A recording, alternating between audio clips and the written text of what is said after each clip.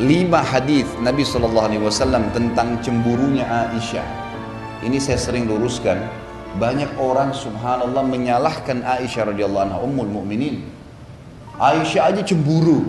Salah ini. Kalau ada kasus terjadi di zaman Nabi SAW, kasus yang sedang terjadi ada historinya, maka yang diambil hukum bukan historinya.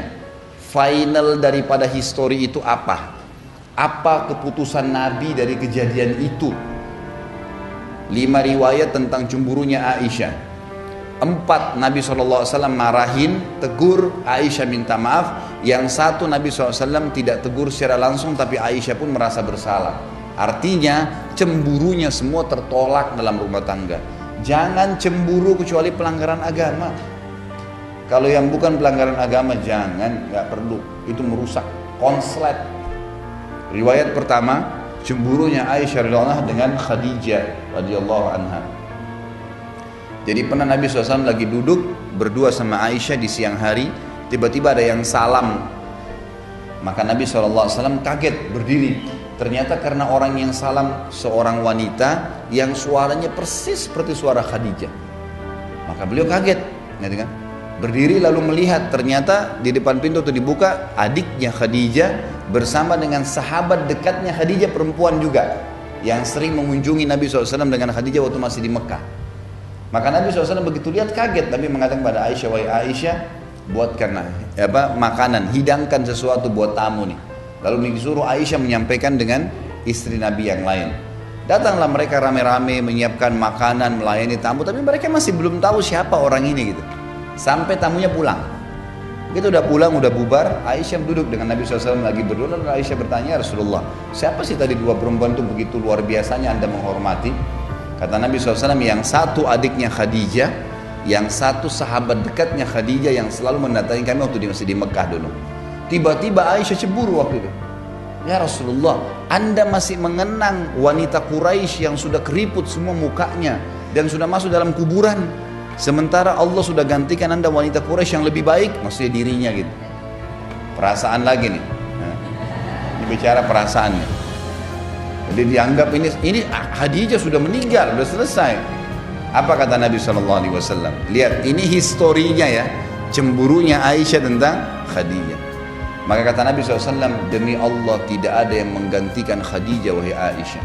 Dialah yang telah beriman kepada saya di saat orang-orang masih belum ada yang beriman. Memang betul Khadijah wanita pertama yang beriman. Dialah yang telah membantu saya dengan hartanya di kala dakwah ini masih butuh perjuangan. Dialah yang Allah karuniakan anak darinya yang saya tidak diberikan dari istri yang lainnya. Maka Aisyah pun merasa bersalah karena ini hujjah, ini kebenaran. Nabi SAW selalu jawab kebenaran, gitu kan? Maka yang terjadi adalah Aisyah minta maaf. Yang dijadikan hukum apa? Histori cemburunya Aisyah atau teguran Nabi? Hah? Teguran Nabi dong. Sejarah tadi, histori tentang Aisyah cemburu tuh nggak bisa dijadikan hukum. Karena Nabi SAW habis itu tegur dan Aisyah minta maaf. Berarti yang jadi hukum apa? Teguran Nabi SAW. Itu ilmunya di situ. Banyak orang salah paham, Aisyah aja cemburu, nggak lihat. Ini historinya, hukumnya penentuan dari Nabi SAW. Kalau Nabi iyakan berarti boleh, kalau Nabi tegur berarti tidak boleh. Berarti tidak boleh cemburu nih, gitu kan? Karena ini memang orang yang pernah terlintas. Misal maaf, ada ibu-ibu nikah sama duda misalnya. Lalu si suami ini ceritain, dulu waktu saya sama istri itu saya makan ini. Jangan cemburu. Lo nikah sama duda, dia punya histori hidupnya. Oh iya, sekarang mau saya buatin juga nggak? Dulu saya makannya sayur asem, mau saya buatin sayur asem juga, gitu aja. Wah, masa masih dikenang tuh orang? Masa begini, masa begitu? Loh, nikah sama duda, orang sudah punya, gimana cara? Nggak boleh disalahin, nggak boleh disalahin karena dia memang cerita. Kadang-kadang kalaupun dia bukan duda, dia masih bujang. Dulu di rumah ibu saya makan sayur ini. Wah, langsung cemburu lagi sama mertuanya. Nah tuh, makan aja di rumah ibu kamu. Pengalaman gue ya. Alhamdulillah ada contoh. Loh enggak, ini contoh yang benar. Biasanya begitu. Jangan. Apa yang dia sampaikan berarti dia sedang mau dekat dengan ibu, menyampaikan apa yang dia suka. Tangkap positifnya. Oh, berarti dia suka sayur itu. Ya udah, saya buatin ya. Kita buatin yang lebih hebat supaya dia suka. Kalau kita mau hapus dari memori dia susah, nggak mungkin gitu kan. Ini riwayat yang pertama. Lihat, nggak boleh cemburu. Histori bukan patokan hukum, teguran Nabi yang jadi hukum. Riwayat yang kedua, cemburunya Aisyah radhiyallahu anha dengan Sofiyah binti Huyai. Ini dulu turunan Yahudi. Kebetulan memang Aisyah sama Sofiyah memiliki kulit yang putih dan terkenal kecantikannya. Nabi SAW itu kalau dari rumah Sofiyah biasanya siang ke rumahnya Aisyah, gitu kan. Aisyah langsung cemburu. Baru Nabi masuk langsung Aisyah mengatakan, ya Rasulullah, Anda masih terus saja datang ke rumahnya anak Yahudi yang pendek dan kerdil itu. Begitu bahasanya. Jadi karena cemburunya terbawa itu. Apa yang terjadi coba? Ini historinya. Lihat hukumnya. Kata Nabi SAW, wahai Aisyah, kau telah mengucapkan kalimat dengan mengatakan Sofia kerdil. Kau telah mengucapkan kalimat kalau ditaruh di air lautan, rusak tuh lautan. Artinya dosamu berat, gitu kan? Aisyah langsung minta maaf, nggak jadi. Yang mana jadi hukum? Cemburu atau teguran Nabi? Teguran Nabi SAW. Ini masalahnya banyak ustadz-ustadz pun mengatakan Aisyah aja cemburu. Loh, subhanallah. Seakan-akan Aisyah disalahin. Aisyah di sini menjadi penyebab hukum kita faham. Sebagaimana kalau ada beberapa sahabat yang melakukan kasus, kemudian ditegur, turunlah hukum kita faham, gitu kan? Jadi kita bukan melihat historinya, itu cuma sekedar kenangannya, kisahnya, penyebab, tapi hukum teguran Nabi SAW. Nabi bolehkan atau tidak? Riwayat yang kedua. Riwayat yang ketiga, cemburu Aisyah di malam nisfu Sya'ban. Dalam sebuah riwayat yang sahih disebutkan bahwasanya satu malam pernah pas malam 15 Sya'ban, Nabi SAW lagi tidur, memang malam itu malamnya Aisyah, gitu kan? Lalu Aisyah kaget tengah malam, lihat Nabi SAW nggak ada di sebelahnya, tiba-tiba cemburu, pakai baju, kemudian datangin semua istri Nabi yang lain, diketukin, Nabi ada nggak? Nabi ada nggak? Nabi ada nggak? Satu-satu, ternyata semua nggak ada. Mereka bilang, kan malam ini malam kamu, bagaimana Nabi datang ke kami? Nggak mungkin, gitu kan?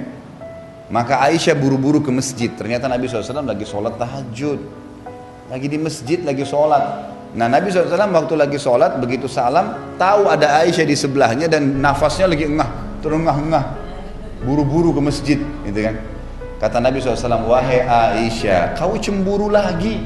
Ini malam nisfu Sya'ban, malamnya sholat malam ini. Aisyah merasa bersalah, gitu kan? Minta maaf. Sudah 3 riwayat. Ini cuma 5 riwayat masalah cemburu nih.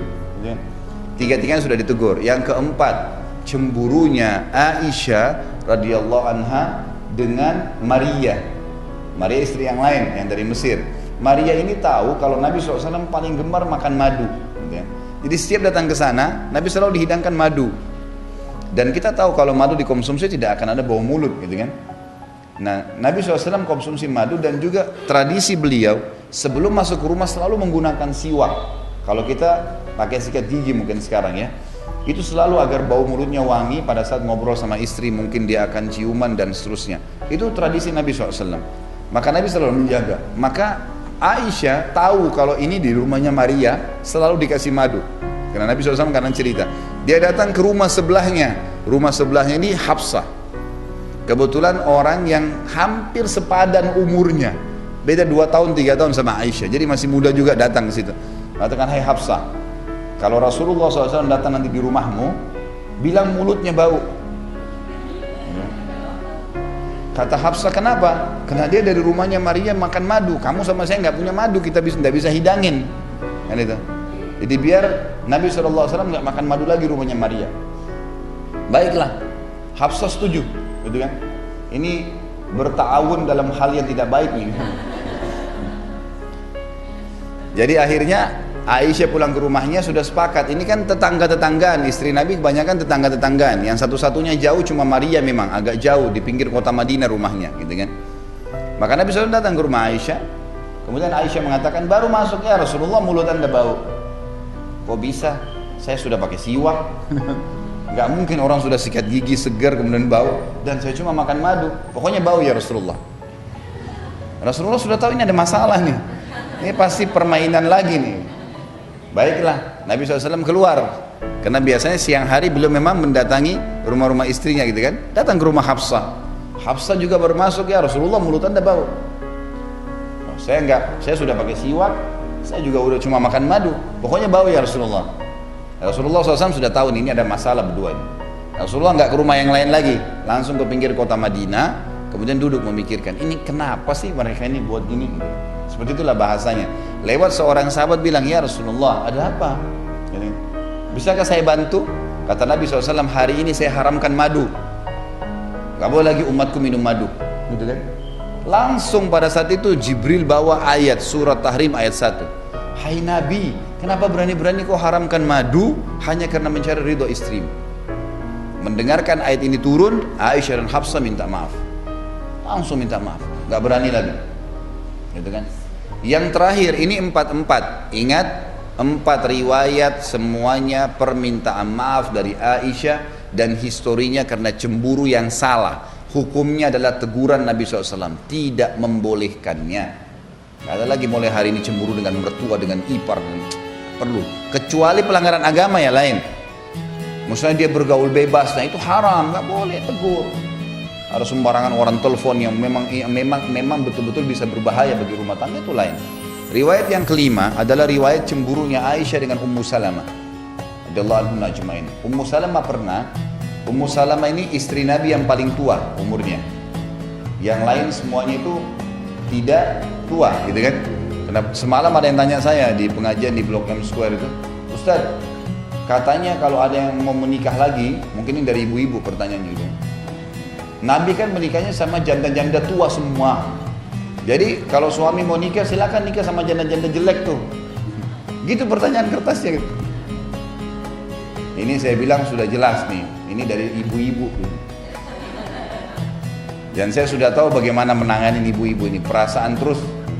Saya bilang gini, riwayat yang kisah yang mengatakan istri Nabi semua tua itu nggak benar. Satu-satunya istri Nabi yang tua hanya Ummu Salamah. Yang lainnya semua masih muda, cuman memang janda, gitu kan? Rata-rata dinikahi oleh Nabi SAW umurnya di bawah 30 tahun semua itu. Khadijah lain, kita sudah meninggal. Khadijah kan waktu di Mekah sendirian, nggak ada madunya Khadijah.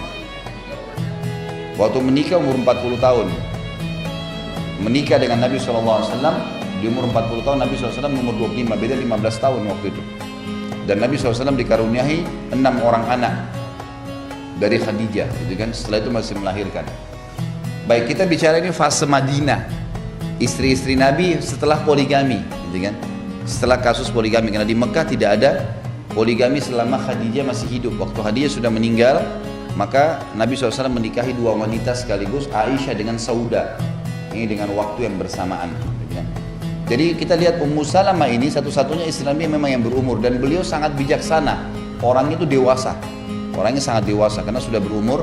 Jadi tidak ada ikut-ikutan dalam kasus cemburu-cemburuan nih, gitu kan. Ummu Salamah pernah memberikan hadiah senampan kurma ke rumah Aisyah, niatnya baik. Karena waktu itu Nabi SAW lagi duduk di rumah Aisyah, niatnya supaya dimakan berdua sama Nabi SAW. Niatnya baik, gitu kan. Waktu tiba nampan tersebut dan yang bawa pembantunya Ummu Salamah, Aisyah lihat, gitu kan. Ini pembantu Ummu Salamah, langsung cemburu lagi. Cemburunya ini, masa orang ini sudah tahu waktu saya kok masih mengganggu, padahal sebenarnya dia tidak tangkap nih maksudnya. Makanya jangan pakai perasaan, pakai pikiran. Ini kalau perasaan suudon terus orang. Akhirnya ditepis lah, Aisyah langsung berdiri, langsung ditepis nampan itu, berantakan sebuah kurmanya. Kata Nabi SAW waktu itu, ini hadis yang, ini riwayat yang kelima ya.